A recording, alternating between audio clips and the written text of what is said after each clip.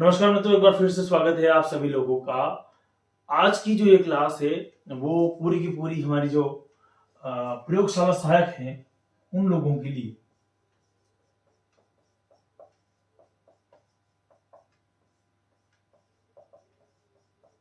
अब मैं प्रयोगशाला सहायक बीचों बीच इसलिए लिख रहा हूं क्योंकि ये पूरी की पूरी क्लास आज आप लोगों के लिए ही है। हमने रीट वालों से वादा किया था कि हम नियमित तौर से आप लोगों के लिए क्लास लेकर आएंगे। हमने प्रयास जारी किए हैं और कुछ दिनों से क्लास भी चल रही है। अब बात आप लोगों की थी कि प्रयोगशाला सहायक वाले जो हैं, जिन्होंने 12th पास आउट कर रखी है या 12th में रनिंग है या जो 12th कर रहे हैं, जो कर चुके हैं, उन लोगों के लिए प्रयोगशाला में एक टॉपिक आता है या एक भाग आता है, एक पाठ्यक्रम आता है। उस पाठ्यक्रम के अंदर विषय आता है जीव विज्ञान। अब दिखने में तो जीव विज्ञान डिसाइड करती है यहाँ पर जिन लोगों की जीव विज्ञान अच्छी है, किनकी अच्छी है, जिनकी बायोलॉजी पहले से है उनकी अच्छी है। लेकिन जो मैथ्स के विद्यार्थी हैं, जो गणित के विद्यार्थी हैं, उन लोगों के लिए जीव विज्ञान कुछ कठिन स्तर को बढ़ा देती है, क्योंकि रसायन उनके पास में है, रसायन विज्ञान सबके समान है, तो यह कठिनाई स्तर को तय नहीं कर सकती। और भौतिक विज्ञान जो है वो यानी कि फिजिक्स जो है वो सबके पास में है, तो फिजिक्स भी यहाँ पर क्या होगी कि सबके लिए सेम हो जाएगी। केमिस्ट्री वाला जो बच्चा मैथमेटिक्स का है उसको भी फिजिक्स उतनी आएगी और उसको भी रसायन विज्ञान यानी कि केमिस्ट्री उतनी आएगी। लेकिन जीव विज्ञान जो है कुछ ना कुछ तो जो बायोलॉजी का स्टूडेंट होगा उसको उसके बारे में ध्यान होगा, क्या पढ़ना है क्या नहीं पढ़ना है, किस प्रकार से। लेकिन जो गणित वाले विद्यार्थी हैं, जिनके मैथ्स है, वो लोग अपने आप को ठगा ठगा सा महसूस करेंगे इसके बारे में इस एग्जाम के अंदर। और ये समस्या हमेशा हर बार जब भी प्रयोगशाला सहायक की यानी कि लैब असिस्टेंट की भर्ती आती है तब लोगों के सामने आती है। अब ऐसी परिस्थिति में उन व्यक्तियों के लिए एक समस्या क्रिएट होती है कि सर 11th और 12th इन दो कक्षाओं का हमें फिर से ज्ञान प्राप्त करना होगा जीव विज्ञान का, यानी कि बायोलॉजी के लिए 11वीं 12वीं का तो कम से कम नॉलेज होना ही चाहिए। ये एक समस्या है। अब इसमें अथाह सागर है, बहुत बड़ा सिलेबस है और उसको आपको पूरा समझना है। अब कुछ लोग होंगे जो कहेंगे कि हम 1 महीने में ये पूरा कोर्स करा देंगे। देखिए, जिन लोगों ने 2 साल तक पढ़ा है वो 1 महीने में नहीं होता, पहली बात। दूसरी बात, ऐसा कोई विद्यार्थी नहीं होगा जो 12वीं पास करते ही एग्जाम देगा। बहुत कम होंगे जो देंगे या जो भी जैसा भी है। लेकिन ऐसे भी तो होंगे जिन्होंने बीएससी कर रखी, ऐसे भी होंगे जिन्होंने एमएससी कर रखी। तो उनकी तुलनात्मक रूप से अगर करने बैठेंगे तो मैथ्स वालों के लिए कहाँ होगा, यहाँ पर थोड़ी सी हानि होगी। तो अब समस्या का समाधान क्या है? समस्या का समाधान यह है कि जो एग्जाम है उसको एग्जाम की दृष्टि से देख लिया जाए और इस जीव विज्ञान को उतना गुण ज्ञान प्राप्त कर लिया जाए जितना कि आवश्यक है। क्यों? क्योंकि जो लोग साइंस से हैं, अब मेरे एक एग्जाम्पल समझता हूँ, एक बताता हूँ आपको। जो लोग विज्ञान विषय से होते हैं, अब उनको जब फर्स्ट ग्रेड का एग्जाम देना होता है या सेकंड ग्रेड का देना होता है, फर्स्ट ग्रेड और सेकंड ग्रेड के अंदर उनको पूरा का पूरा संविधान पढ़ना है ना। संविधान की जानकारी भी होनी चाहिए, भूगोल की जानकारी होनी चाहिए, है ना, उनको इतिहास आना चाहिए, है ना, उनको साइकोलॉजी आनी चाहिए। तो इस तरह से उनको भी सारा का सारा पढ़ना पड़ता है। जब वो सब कुछ पढ़ते हैं तब जाके वो चयनित होते हैं।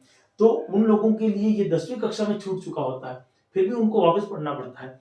और जो मैथ्स के बच्चे हैं उनके लिए भी क्या होगा, जीव विज्ञान का भाग 10वीं कक्षा में छूट चुका होता है। लेकिन अब 11वीं और 12वीं में उनको पढ़ाया नहीं गया या पढ़ा नहीं उन्होंने, लेकिन उनको बायोलॉजी अब वापस पढ़नी है 11th 12th में। हम क्या कर सकते हैं? हम आपके लिए ये कर सकते हैं कि बिना किसी शुल्क के YouTube के माध्यम से आप लोगों तक पहुंच सकते हैं और आप लोगों को पूरा पाठ्यक्रम समझाने की कोशिश कर सकते हैं। अच्छा, हम ही क्यों कर सकते हैं, दूसरे क्यों नहीं कर सकते? सब कर सकते हैं। मेरी क्लास कर सकती है या मैं और वीडियो के माध्यम से आपको समझा सकता हूँ और कोई दूसरा भी समझा सकता है। लेकिन जब राजस्थान में ये भर्ती आई थी तब शुरुआत हमने YouTube के माध्यम से करी थी और आप लोगों ने इस पे सबसे ज्यादा ट्रस्ट किया था। इसलिए मुझे लगता है कि हमारा प्रयास आप लोगों के लिए ज्यादा बेहतर रहेगा। मेरी बातें कई हद तक आप लोगों को समझाने में सिद्ध हो सकती है। तो चलिए कोशिश करते हैं। अब जीव विज्ञान जो है यानी कि जो बायोलॉजी है ना, अब बायोलॉजी जो है इसके यहाँ पर इन्होंने 2 भाग किए हैं। एक तो ए पार्ट, एक हम इसमें किया है बी पार्ट। यानी कि जीव विज्ञान को या बायोलॉजी को इन्होंने दो भागों में बांटा है। दोनों का स्तर को बहुत ध्यान में रखकर दो भाग किए हैं। केमिस्ट्री फिजिक्स तो आएगी आएगी, पर बायो का जो भाग है उसको दो भागों में तोड़ दिया है, ए पार्ट और बी पार्ट। आज का जो सिलेबस है उसको मैं समझाने की कोशिश करता हूँ, है ना। जो पुराना एग्जाम हुआ था उस एग्जाम के अकॉर्डिंग मैं आप लोगों को थोड़ा सा समझाने का प्रयास कर रहा हूँ। तो ए पार्ट और बी पार्ट को समझते हैं। सबसे पहले ए भाग के अंदर आपके पास में आता है शैवाल, है ना। शैवाल दिया है इन्होंने, शैवाल दिया है, कवक दिया है, ये कवक दिया है ना। एल्गी और फंजाई दोनों के बारे में इन्होंने बात करी है। ब्रायोफाइटा के बारे में बात करा है, ब्रायोफाइटा। अब जो बायोलॉजी के हैं उनको ये बात आसानी से समझ में आ जाएगी और वो लोग ब्रायोफाइटा, टेरिडोफाइटा, है ना, इनके बारे में समझ लेंगे। लेकिन मेरी बात ध्यान से सुनना, जो मैथ्स के विद्यार्थी है वो शुरुआत में जो आपका एल्गी है, जो ब्रायोफाइटा, टेरिडोफाइटा है ना, एंजियोस्पर्म है, जिम्नोस्पर्म है, यानी कि आवृत बीजी और अनावृत बीजी, इनके लक्षण शुरुआत में इस यूनिट को नहीं छूना है। अगर आपने सीधे ही इस यूनिट को छू लिया, आवृत बीजी, अनावृत बीजी, एंजियोस्पर्म, जिम्नोस्पर्म और शैवाल और कवक, ब्रायोफाइटा, टेरिडोफाइटा, तो एकदम से क्या होगा कि जोर का झटका जोर से लगेगा। और जो मैथ्स वाले हैं या जो भले वो बायो वाले भी हों, उनको भी एक का एक समझने में थोड़ी सी दिक्कत होगी। यानी कि पहली यूनिट ये दे रखी है। ए पार्ट के अंदर ही दूसरी यूनिट जो दी है इन्होंने, आवृत बीजी पादपों के आकृति, मूल, स्तंभ, पत्ती, तना, है ना, रूट है, स्टेम है, लीफ है, इनके बारे में स्ट्रक्चर दे रखा है, उसकी आंतरिक संरचना और पुष्प के बारे में जानकारी दे रखी है। हाँ, ये भाग अगर आप पढ़ना चाहें तो ये बेहतर है, इसको आप आराम से पढ़ सकते हैं, मूल, तना, पत्ती वाला। लेकिन उसको भी आपको थोड़ा अंदर जाके पढ़ना है, उनके बारे में आंतरिक संरचना पढ़नी है ना, क्या क्या दे रखा है उसको पूरा समझना है। तो ये भी अगर आप पढ़ना चाहें तो शुरुआत यहाँ से कर सकते हैं। मैं कहां से चालू करूंगा वो भी बताऊंगा आपको। पादप की शरीर, उत्तक दे रखा है, उत्तक तंत्र या टिश्यू, और उसका सिस्टम पूरा दे रखा है, द्वितीयक वृद्धि दे रखा, सेकेंडरी ग्रोथ दे रखा। तो ये वाला जो भाग है ये हमारे पास में किसमें है, ये वाले पार्ट के अंदर ही अभी तक तो हम। फिर इन्होंने दिया है तीसरी यूनिट दी है, परासरण दे रखा है, जल अवशोषण, उसके बाद में इन्होंने कहा है कि रसारोहण, वाष्पोत्सर्जन, प्रकाश संश्लेषण, श्वसन, पादप वृद्धि और गति, इसको अभी नहीं छूना है। तीसरी यूनिट को और चौथी यूनिट को भी आपको हाथ नहीं लगाना है, क्योंकि अगर आप तैयारी कर रहे हो तो ये आपको भ्रमित करेगी और आपको एकदम बायोलॉजी देखकर नफरत पैदा कर देगी, क्योंकि थोड़ा सा टफ तो है, मैं मानता हूँ इस चीज को। समझाने वाला अगर अच्छा है तो समझा देगा, लेकिन अगर सेल्फ स्टडी कर रहे हैं तो इसको हाथ नहीं लगाए।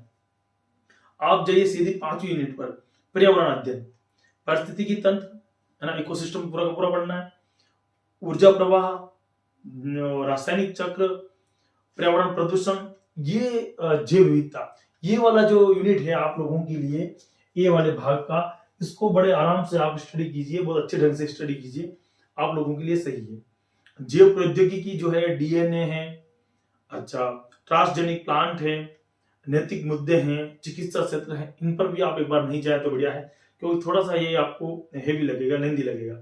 फिर आती है कोशिका।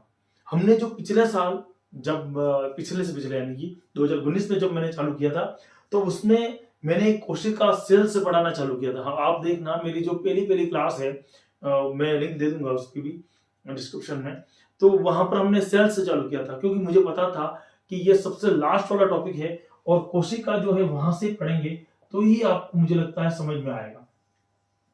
तो फिर भी अगर आप चाहें तो कोशिका से प्रारंभ करें, हमारा पुराना वीडियो देखना चाहे तो वहां से देख सकते हैं आप। अब बी पार्ट की बात आती है, भाग बी दूसरा जो है वो है आनुवांशिकी। मेंडल के आनुवांशिकी के नियम, डीएनए, आरएनए, संरचना, थोड़ा हार्ड पड़ेगा लेकिन पढ़ सकते हैं। जंतु और पादप का वर्गीकरण, ये बहुत अथाह है ना, उसमें आपको शुरुआत करना पड़ेगा। पहले जैसे कि मैं कुछ एग्जांपल देके आपको समझा दूं, है ना, जैसे जगत है, वंश है, कुल है, जाति है। अब इसका अगर वो क्रम भी पूछ ले आप लोगों को तो वो भी सही ढंग से आपको याद नहीं आएगा, और वो प्रश्न भी पूछा हुआ है। तो इसको आपको सिंपल ट्रिक से याद रखना है, हिंट से याद रखना, अपना नाम ही हिंट है ना। तो हिंट से याद रखना कि जिस वक्त कुल वस जाते हैं, क्या याद रखना है, जिस वक्त, वक्त को वक्त लिख रहा हूं है ना, कुल वस जाते, बस जाते है ना। तो जी यानी कि क्या, ज से क्या होगा, जगत, संघ है ना, वर्ग, गण, कुल, वंश और जाति। तो इस प्रकार से हमें कुछ याद रखेंगे, हम बात करेंगे इसके बारे में भी आगे जाके। फिर हमने बात करी मानव के पाचन तंत्र, श्वसन और उत्सर्जन। अच्छे टॉपिक है, इनको भी आप पढ़ सकते हैं। मानव में परिसंचरण, ये पढ़ना है आपको, एंटीबॉडीज के बारे में, अंतःस्रावी ग्रंथियों के बारे में है। उसके बाद में मानव तंत्रिका तंत्र, ये थोड़ा सा हेवी पार्ट है। और फिर है मानव पेशी तंत्र, कुछ पेशियों के भाग के नाम याद रखने पड़ेंगे आपको यहाँ पर। इसमें मानव मस्तिष्क है, आंख है, कान है, न्यूरॉन की संरचना है, तंत्रिक आवेग है, इनके बारे में पढ़ना है। मानव में जनन तंत्र और मनुष्य में रोग, जैव विकास और जंतुओं का आर्थिक महत्व। अगर सेल्फ स्टडी कर रहे हो तो जंतुओं का आर्थिक महत्व में से एक आध प्रश्न पूछा जाता है, आप इसको उठा सकते हैं। जैव विकास को उठा सकते हैं आराम से। और जो आप लोगों को जनन तंत्र और रोग दे रखे हैं, तंत्र लगभग सारे ही हैं, तो वो सारे पढ़ने ही हैं आपको। यानी कि पार्ट ए और बी की अगर मैं बात करूं तो पार्ट बायोलॉजी का ए और पार्ट बी जो है वो पूरा मैंने आप लोगों के सामने रखा है। ये सारा का सारा सिलेबस है, ये आपको पढ़ना है। टोटल मिलाकर यूं मान के चलिए कि 12 से 13 यूनिट है, वो आपको पढ़नी है। और पूरी की पूरी यूनिट आप लोगों के लिए काफी कारगर सिद्ध होगी। अब हम क्या करेंगे इसमें, हम सबसे पहले एक कोई यूनिट उठाएंगे। अब कोशिका वाली यूनिट हमने पहले उठा रखी है, तो शुरुआत में मैं शैवाल और ये जो भाग है कवक और फंजाई और उनका ट्राइडोफाइटा, वो वाला भाग में उठाना कम उपयुक्त समझ रहा हूँ, क्योंकि एकदम आपको वो कठिन लगेगा। हम ऐसा करेंगे कि सबसे सरल वाला भाग एक बार उठाते हैं, है ना, जिससे आपकी पकड़ मजबूत हो जाए और आपको समझ में आना प्रारंभ हो जाए। तो शुरुआती दौर के अंदर अगर जो कोशिका वाला भाग हमने ले लिया है, तो कोई ऐसा टॉपिक लेना होगा जो आप लोगों के लिए इजी हो।